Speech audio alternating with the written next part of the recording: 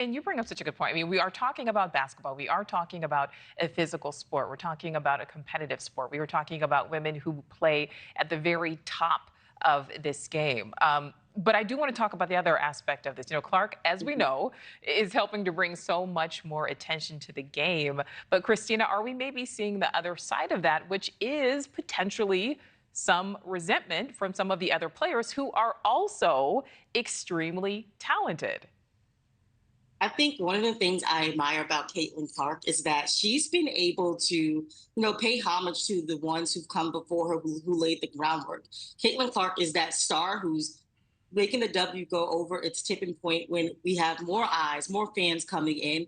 And I think that everyone has literally embraced her. I don't think that it's any resentment. I think because it's the top 1% athletes in the world, they just want to compete. And I think this rookie class, Caitlin Clark, Angel Reese, Camila Cardoso, Cameron Brink, you see that in them. They just want to come in and make a statement that they're here, and just let their game do all of the talking. And so I don't think that the veterans are resenting Caitlin Clark. I think that they've been embracing her. They understand what she brings to the game and how she is helping to bring more eyes on the W. And I think that at this point is super important because more eyes than ever are on the game at such an important time. And I think that everyone's pretty much on the same page and that they're not letting this one isolated incident, tell the whole story of the WNBA. Right. And if anyone who's ever watched the WNBA, if you've ever seen Diana Taurasi play, she's tough on the floor. Right. And she even said before the season started, it's going to be a reality check.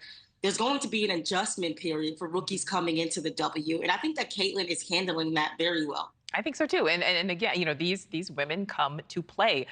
Just really quickly, Khristina, the attention that what happened, over the weekend is also putting more attention on the pay gap, and we're seeing the pay difference in this league versus the men's professional basketball league. Is that attention a good thing?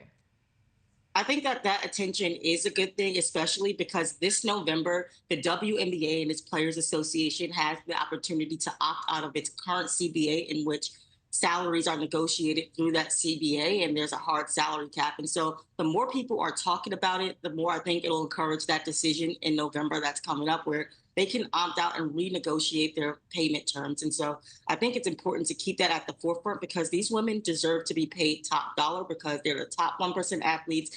They put in the same work in terms of preparation when it comes to being athletes, and they deserve to get paid as more eyes are on the game. Yeah, I saw some comments, saying, oh, 60,000 to play a game, that's great. But if this is their full-time job, they're putting in a lot of work here. WNBA reporter Khristina Williams, thank you. Thank you for watching. Go to newsnationnow.com to find News Nation on your television provider. And don't forget to click the red subscribe button below to get more of News Nation's fact-driven, unbiased coverage.